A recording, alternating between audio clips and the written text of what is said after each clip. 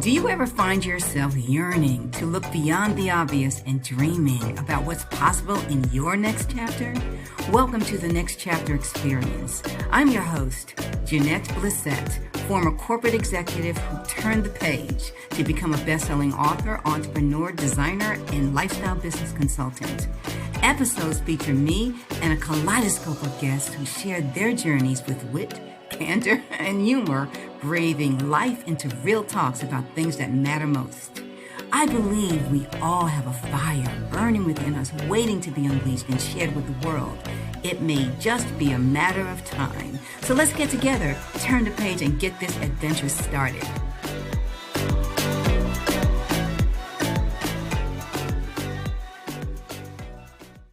Welcome to the Next Chapter Experience. I'm Jeanette Blissett, your host. Today's guests are the Wealth Twins, Nadia Busseuil and her twin, Nicole Carter. Both are millionaire moms who teach how to invest, make, and manage your money so that you can become financially independent and fire your boss. Nadia and Nicole, welcome to the Next Chapter Experience. I'm looking forward to our conversation.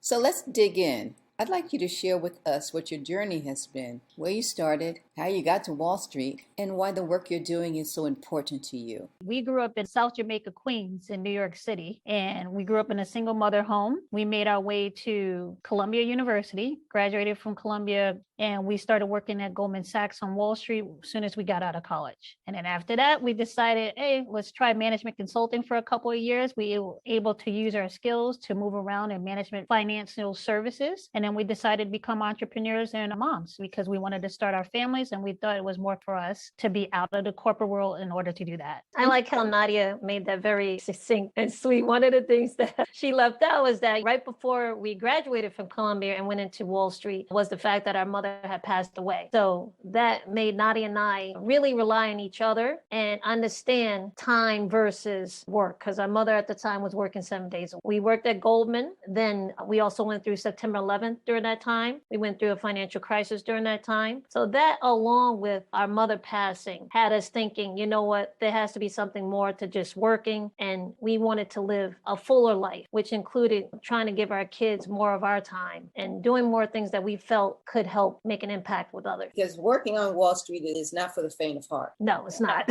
And if you're not ready to put in the hours, don't do it. I'm just going to warn you. You have to have a lot of tough skin too. So with that said, you both had a life event, got your attention, and you made some decisions. I know I'm looking at both of you, and it's obvious that you're a twin. So were you guys that like-minded? Very much so. Very much. So that's why we started Wealth Twins, because we have a lot of interests in common and we always bounced ideas off each other. So that level of similarity plus a competitive nature that exists between us, that helped us keep moving forward, working with each other. So as you prepare to step out from your corporate job into the entrepreneurial space, what kinds of things did you do to prepare for that? I stepped out, and I guess I'm the older twin too, so I seem to have done a lot of things before Nadia, or Nadia is the smarter twin and says, I'll wait to see what happens with Nicole and then I'll try it. But one thing I did do was saved up a lot of my paycheck. Nadia and I both were saving up to 75% of our paycheck. We kept our lifestyle at a minimum. So we didn't have lifestyle creep. Every time we got a new increase in our income, we did not increase our lifestyle. And then third, the first time I did it, I was emotional about my exit. But the second time, I took a leave of absence, and that allowed me to see, is this what I really want to do, or should I go back to work? So I think a combination of saving, avoiding lifestyle creep, and taking a leave of absence is really what helped me leave the corporate world. I would agree. I made some moves before I left you just to set myself up. I made a way to start getting some income coming in, becoming a landlord, making sure that I could afford the place if I needed to get a job. Because I went with a mindset. I had a coworker one time was like, look, I'm able to live on this amount of money. This is the minimum amount. And I should be able to get a job at that amount without any kind of hesitation. It shouldn't be very hard for me to get a job paying at this salary. and it was much lower than what I was being paid at the time. I said, you know what? That's a good way of thinking about it. I can take this risk because I know my expenses are so low. So that was one of the things that gave me the courage to step out on my own too. And I also took a leave of absence because I think what people don't understand, when you're used to going into day in and day out of a job and you have tasks at that job and you know what you're doing on a daily basis, once you step out of that and you become an entrepreneur, and when you're a high achiever, that can be a little nerve-wracking, like I should be doing something to be productive. So that leave of absence helps you get that lead time. You get used to your new schedule. You create your schedule. Stop letting people take advantage of the time that you have now because you're not working a 9-to-5 job, or what in my case was like more a 9-to-7, 9-to-8 job. You start to build your own schedule. You start to get into a rhythm, and that helps you start to get into the entrepreneurial mindset. Look, I'm not wasting my time today. It's my free time to do what I need to do, but I have to still be productive. When did everything crystallize and you were certain it was the right time to leave your corporate job? I stopped when I was pregnant with my first child. I was having some complications during the pregnancy, and just the stress and the nature of my job, the traveling, wasn't something that I could continue doing. And I didn't see myself doing that with the hours I was working once my child was born. So I decided, hey, I'm going to serve this baby first. And then after she was a year old, I decided to open a cafe in the building I had purchased. And I started serving my community because I realized when I moved into that area, there was nowhere for a family like mine to come and sit. If you're a mother with your child, how can you sit down and just have maybe story time or have lunch with the child? Some mothers need that time to be out the house. And I wanted to keep the prices affordable so that families can be able to do it. I didn't see that in my area. So they said, you know what, if you want to see it, you got to be the one to build it. You have the opportunity, so let's try. And that's when I started a cafe, because I could open up anything here. It's probably a lot easier for me to open, I want to say a liquor store, but that's not the kind of impact I wanted to make in my community. So I wanted to make it more for families like me moving in and have an oasis for mothers who are home with their children. And so that was the first impact that I did with my entrepreneur skills. Is that cafe still up and running? I closed it during COVID because I had 2 small kids, and we were in New York, it was the epicenter. And then now there's a new cafe open there. So it's still doing what I wanted to do, and have good people. They're running it and they're on it, and it's great right now. Beautiful. So I can't complain. That's beautiful. And Nicole, how about you? When taking your leave, what were you doing during that period of time when you took your leave? The first time I took my leave, I was setting up a business because at the time there was no Amazon drop boxes or things like that. So all the gifts I was receiving, because I was working so many hours, I would get the sorry, you're not home sticker, and I would get my packages returned. I would miss the 3rd time. They would come to the house, or sometimes you would be home and they said they came and they never did. So I said, okay, if I'm having this issue, other people are having this issue. So I formed a company called My Gift Squad, where I was serving brides-to-be.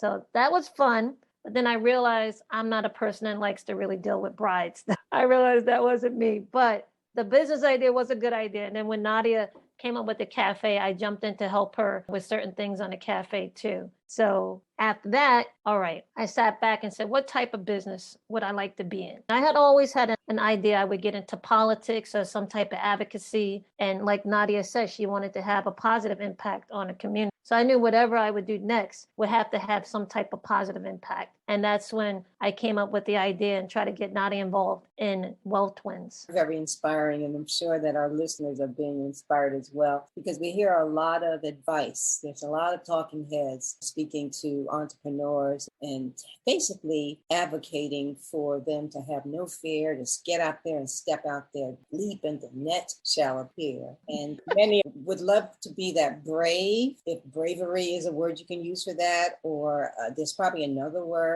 I would call it naive, to think that everything is always going to work out, but there are others who actually are much more intentional with how we move about, because there's a lot at stake. I can appreciate the route that you guys took. I like the word intentional. With every move that I've made, I might jump in real quick, but then I realize there's so many things that you have to learn. And even if that venture didn't work, you learn something for the next venture. And it makes you think, before I start this, I have to be intentional. I have to remember what happened, what I like, what I didn't like, and how is that going to change my outlook or where I put my focus. So I'm trying to be more intentional with everything I do now. It shows, your track record shows. So now with the Wealth Twins, who would you say are your ideal clients? I would say our ideal clients are people who are us, 10, 15 years ago. Because we think if we catch them in their early 30s to now, they can set themselves up for retirement without having to struggle. They can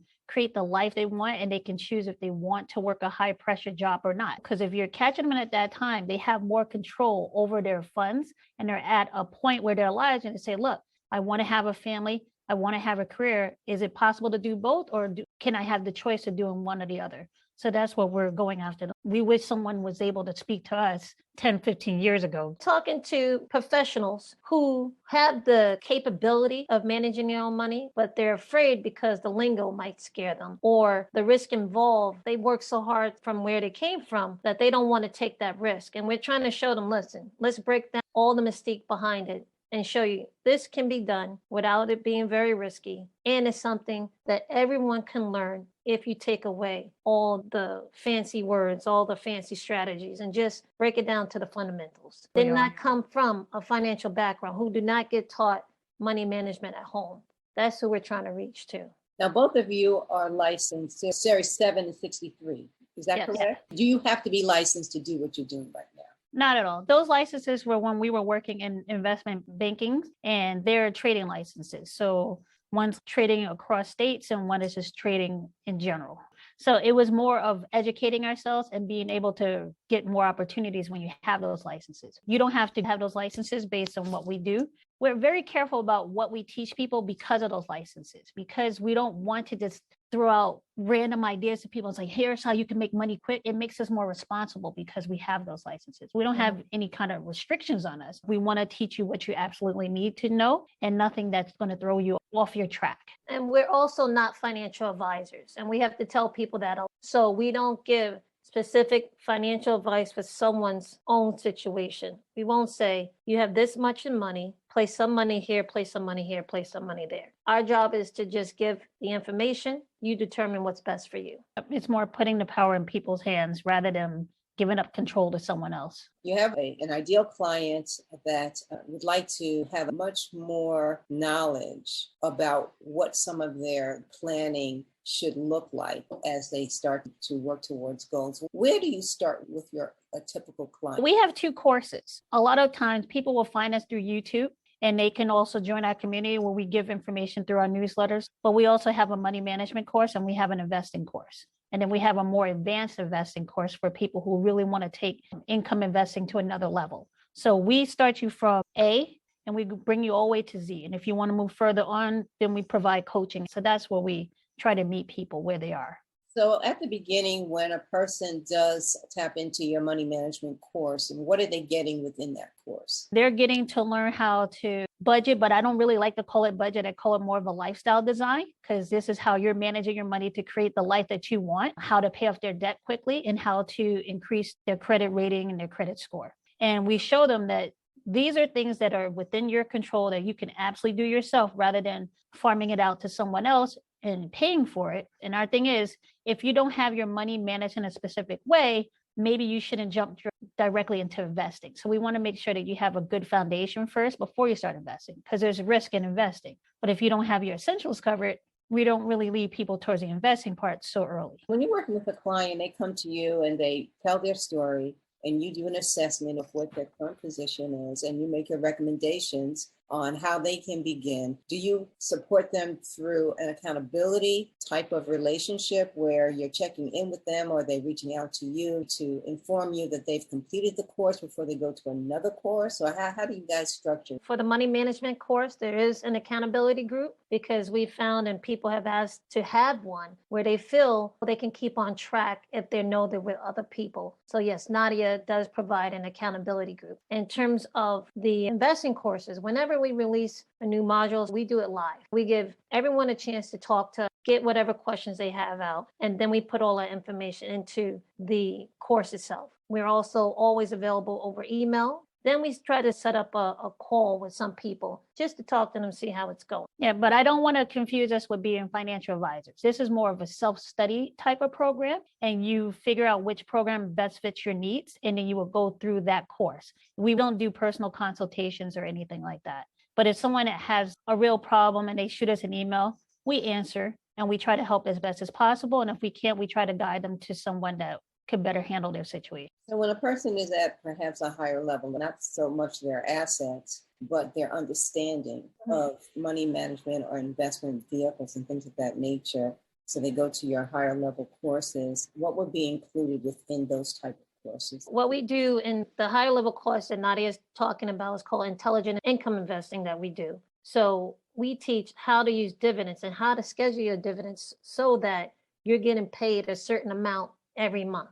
So that's what that course is focused on. And then we reach up to a course where we talk about how to go to FIRE. So FIRE is financial independence, retire early. So we teach how to use dividend income and investing to learn how to be financially independent. Yeah, that's very cool. In fact, there used to be a trend that many young professionals had a goal of retiring by 40. Retiring meaning leaving the corporate environment, I should say, by the age of 40, where they would live beneath their means with the sole purpose of being able to earn their freedom. I did it at 34. The dividends course teaches you how to allocate it for FIRE. We have a workbook that we teach people how to calculate their FIRE number and how to say, here's my target. And then you can join the course and start pushing yourself towards it. So we have a workbook for people that if they wanted to do it and start calculating and seeing where they are and how far they need to go and what they need on a monthly basis in order to maintain their current lifestyle, we have that too. Identifying your freedom metric can be very helpful. Which a lot of people don't do. They think it's much higher than it actually is. So they continue to work when they could actually reach it a lot sooner and be able to have that financial independence if they choose to. You could continue working. A lot of people I know who are fired probably work more than they did when they were in the office. I still work a lot, but you don't actually retire. And I think that's one of the service that the name actually does to FIRE, because people think you're just going to hang out on the beach. If you're working that hard to get to FIRE, you're not the kind of person who likes to chill out all the time. You like your time. You like to have control over your time. You are not going to just be a person who's at this level and then drops down. That's not the majority of people. Lately, I've been thinking about retirement and what that means to different people. For some, retirement means that they leave their jobs and then they go home to do nothing. And for others, it's to leave that situation to pursue something else that has more purpose and meaning to them. Exactly. And I think that's what FIRE needs to market more. It's more of an opportunity you're giving yourself to pursue your passion. You'll have that assessment when you're sitting at home and everybody else is working. You really have to figure out if this is the life for you, and you'll figure out very quickly what your passions are. Because you'll hop around through different things and you'll figure out, because you probably never had that opportunity before. Most people who came from our backgrounds don't have the luxury of figuring out what they actually like. You just get pushed into the direction because your needs at that time are overshadowing your long-term needs. You have short-term needs that you have to pay this, you have to do this. You never have that luxury of saying, let me sit back and see what I actually want to do with my life. And I think just as Americans in general, you don't have that opportunity. So this is another chance for people to say, okay, I've been doing this for 40 years, following the plan that someone else gave me. I can take my time now and figure out what I want to do. Absolutely, absolutely. Nadia and Nicole, how can our listeners contact you? So you can find us on wealthtwins.com, www.wealthtwins.com. You can also find us on YouTube. Just search for Wealth Twins under YouTube. You can find us on Instagram and on Facebook. We started going live more on Instagram. So if you want most up-to-date information, Instagram is probably the best place. And if you follow us, that's even better. We have multiple ways you can reach us. And if you want to reach us directly, you can send an email to contact@wealthtwins.com. And I would say on our website, twins.com, we have free resources that you can download that will help you get started in either your money management journey or your investing journey. Well, Nadia and Nicole, I have certainly enjoyed part 1 of our conversation and look forward to part 2 to pick up where we left off. Thanks so much for your time today. And thank you for having us.